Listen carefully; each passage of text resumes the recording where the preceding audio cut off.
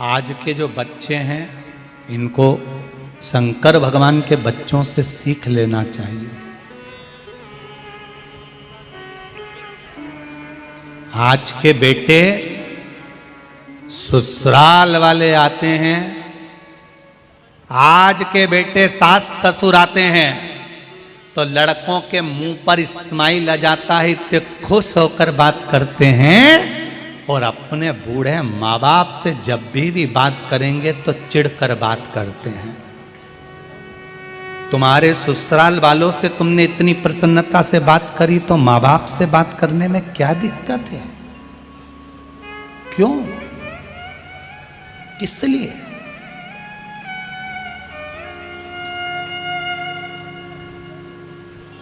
पूरे नगर के लोग आपका सम्मान करते हैं,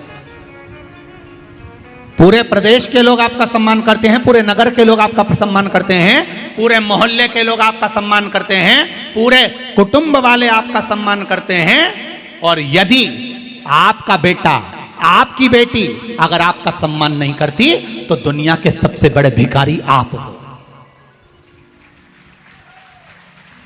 सबसे बड़े भिक्षुक आप हो। आपने दुनिया के आगे अपनी वैल्यू बना ली, दुनिया के आगे आपने अपना सम्मान बना लिया, पर अपनी औलाद, अपने पुत्र, अपनी पुत्री आपका सम्मान नहीं कर पाई।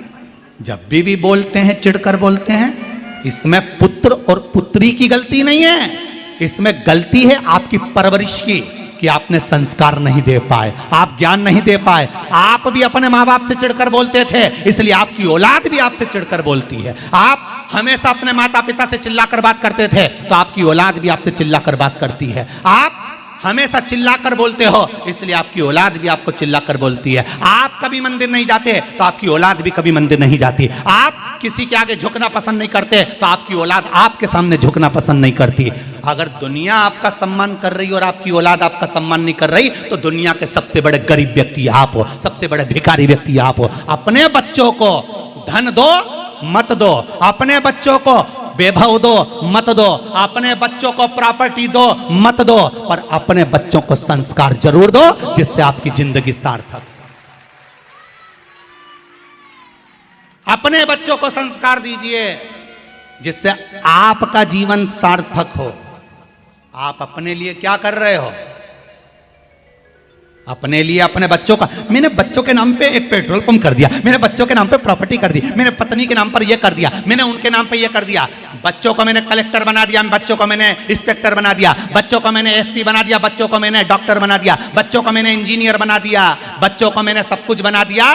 पर वो बच्चे आपसे स्माइल से बात करते हैं, वो बच्चे आधा घंटा आपके पास में आकर बैठते हैं, वो बच्चे आपका सम्मान करते हैं, वो बच्चे रोज आपको प्रणाम करते हैं, वो बच्चे जैसे बचपन में मम्मी के गले आकर मिलते थे, बुढ़ापे में माँ के गले में हाथ डालकर कहते हैं माँ तुझे कोई चिंता तो नहीं है, तू खुश रहा कर, अब तेरा बेटा कलेक्टर बन गया, अब तेरा बेटा मिनिस्टर बन गया, अब तेरा बेटा डॉक्टर बन गया, माँ तू खुश तो है। जो बच्चे इस तरह से अपने माँ बाप से व्यवहार करते हैं तो समझ लेना तुमने कुछ कमाया कि नहीं कमाया, पर संस्कार तो कमा लिए, संस्कार कमा लिए।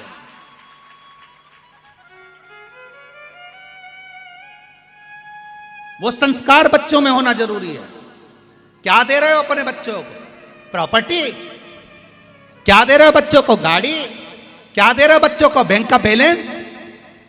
किस काम का?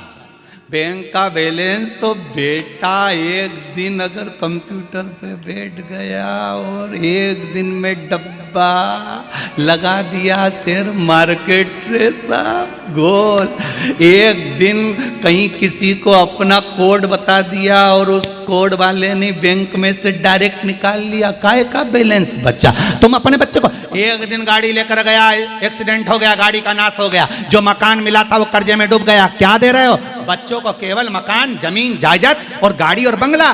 बच्चों को दीजिए संस्कार कि बेटा जिंदगी में याद रखना, किसी से कर्जा मत लेना, शान से जिंदगी जीना और भगवान का भजन कर कर आगे बढ़ना। हाथ जोड़ना तो परमात्मा के जोड़ना, किसी के मत जोड़ना। ये संस्कार जब बच्चों को दे दिया, बच्चा निहाल हो गया। इसलिए करें अपने बच्चों के हाथ में एक लोटा जल पकड़ाओ और कहो मंदिर तक जा। संस्कार दोगे, जिसके बच्चे मंदिर जाना चालू कर देते हैं उसके घर के माँ बाप कभी वृद्धाश्रम में नहीं रहते हैं, घर में रहते हैं। तो वृद्धाश्रम में नहीं रहेंगे। ये जितने वृद्धाश्रम भरे पड़े हैं तुम्हारे रायपुर में, बिलासपुर में और भी बड़ी बड़ी जगह, भिलाई दुर्ग में जरा जाके तो क्या इनके वृद्धाश्रम में उनके बच्चों का माँ जो बूढ़े पढ़े हैं उसमें उनसे पूछो तुम्हारा बच्चा क्या है, वो कहेगा इंजीनियर है, कोई कहेगा मेरा बच्चा पढ़ा लिखा, मैंने अपने 4 बच्चों को बहुत पढ़ाया। कोई से मिलो तो एक बार वृद्धाश्रम में जाकर। किसी ठेले चलाने वाले का माँ बाप कभी वृद्धाश्रम में नहीं मिलते हैं, किसी गांव के व्यक्ति के माँ बाप कभी वृद्धाश्रम में नहीं मिलते हैं, हमेशा पढ़े लिखे व्यक्ति के ही मिलते हैं। क्यों? क्योंकि तुमने सब कुछ दिया पर संस्कार नहीं दिया। सब कुछ दिया, संस्कार नहीं दे पाए। अगर वो दे देते ना तो तुम्हें फिर बुढ़ापे में वृद्धाश्रम में जिंदगी नहीं निकालना पड़ता।